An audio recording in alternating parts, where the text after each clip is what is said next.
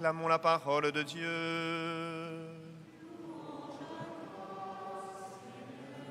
Jésus.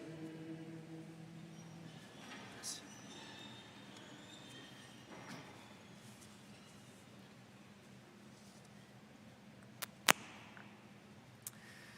Frères et sœurs, après les fêtes de Noël, il reste encore la crèche. Nous voilà dans le temps ordinaire et avec cette nouvelle année civile qui commence, ça a été sans doute le moment pour les uns et les autres de réfléchir à l'année qui vient et qui arrive, pour se poser la question de quoi cette nouvelle année sera faite. Alors, il y a tous les projets que nous avons, tout ce qui est déjà lancé, et puis il y a aussi tout l'inconnu, tout ce qui ne se passera pas comme on a prévu. Et je me faisais la réflexion que nous sommes souvent très forts pour construire notre année un peu tout seul. On construit notre année un peu tout seul, ou en couple si on est marié. Et puis voilà. Peut-être que l'enjeu pour cette rentrée, c'est aussi de construire notre année avec le Seigneur. Et d'embarquer le Seigneur dans l'aventure. Et même peut-être d'aller un petit peu plus loin, de lui demander ce qu'il veut pour nous cette année. Et voilà les paroles que nous entendons aujourd'hui dans les lectures. En première lecture, c'est l'histoire du petit Samuel. Vous savez, ce jeune garçon, Samuel, Dieu l'appelle pendant la nuit, mais il n'a pas compris que c'était Dieu qui l'appelait. Et Élie, le prêtre Élie, va lui donner une phrase clé. Il va lui dire, quand tu entendras Dieu qui t'appelle, tu répondras, parle, Seigneur, ton serviteur écoute. Et je me dis que cette phrase, parle, Seigneur, ton serviteur écoute, c'est une belle phrase pour nous, pour le mois de janvier, pour bien commencer l'année. Parle, Seigneur, ton serviteur écoute. Que veux-tu, Seigneur, pour cette année? Que veux-tu pour nous? Que veux-tu pour moi? Que veux-tu pour notre famille, pour mon travail, pour tout ce que j'ai à vivre, pour les décisions que j'ai à prendre, pour tout ce qui est connu, tout ce qui est inconnu? Parle, Seigneur, ton serviteur écoute. Peut-être que c'est le moment, après cette période de fête sans doute remplie pour les uns ou pour les autres, de nous remettre à prier, de reprendre cet engagement de prière, de vie avec le Seigneur tous les jours, ou au moins une fois par semaine, un peu longtemps, où nous pouvons dire au Seigneur, parle, Seigneur, ton serviteur écoute.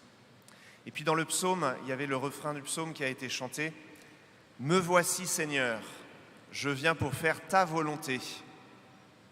Voilà une deuxième parole très belle pour nous pour la rentrée. « Me voici, Seigneur, je viens pour faire ta volonté ». C'est sans doute la parole que porte le Christ quand il vient au monde. Jésus qui vient dans la crèche, qui devient un petit garçon, un jeune adolescent et qui grandit. Et cette parole, cette prière du Christ, on peut imaginer qu'une de ses prières, c'était « Me voici Seigneur, me voici Père, je viens pour faire ta volonté ». Voilà une deuxième parole que nous pouvons garder peut-être en ce début d'année. « Me voici Seigneur, je viens pour faire ta volonté ». Et un petit mot sur la deuxième lecture. C'est rare qu'on parle du corps dans les textes de la messe. Et c'est saint Paul aux Corinthiens qui nous invite à réfléchir sur notre corps. Et il nous dit « Votre corps est le sanctuaire de l'Esprit Saint.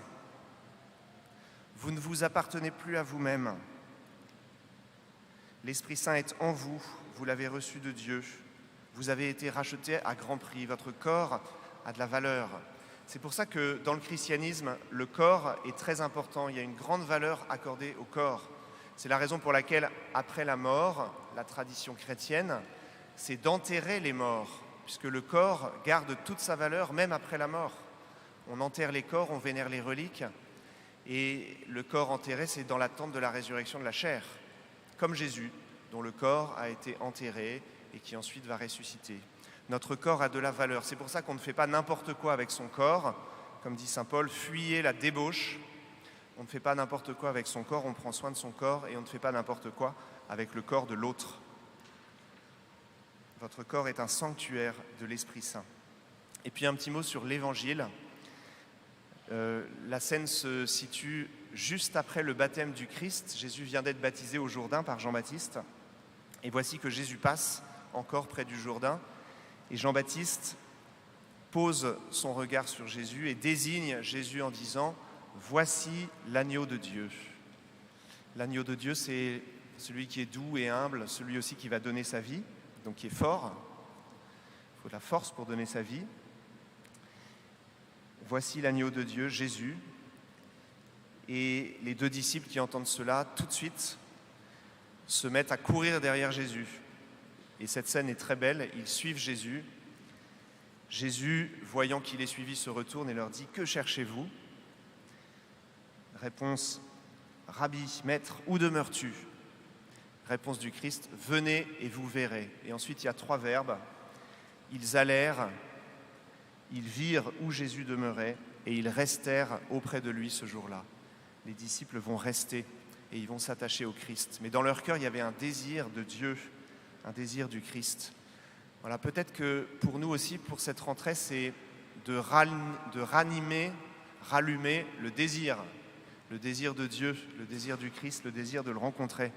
C'est ce désir qui met en route les mouvements, qui met en route les disciples. Et quand ils l'ont trouvé, ils disent « Nous avons trouvé le Messie ». Et puis André va chercher son frère Pierre, Simon-Pierre. Jésus lui dira « Toi tu es Simon, désormais tu t'appelleras Pierre, Képhas, le roc, le rocher, sur lequel je bâtirai mon église. » Alors frères et sœurs, voici ces quelques paroles peut-être que nous pouvons retenir pour cette rentrée. Parle, Seigneur, ton serviteur écoute. Me voici, Seigneur, je viens pour faire ta volonté. Prenons soin de notre corps et de notre âme. Et puis, ayons un cœur de désir pour pouvoir rencontrer le Seigneur, pour pouvoir le chercher, pour pouvoir le prier. Un des prêtres, la semaine dernière, nous disait la chose suivante.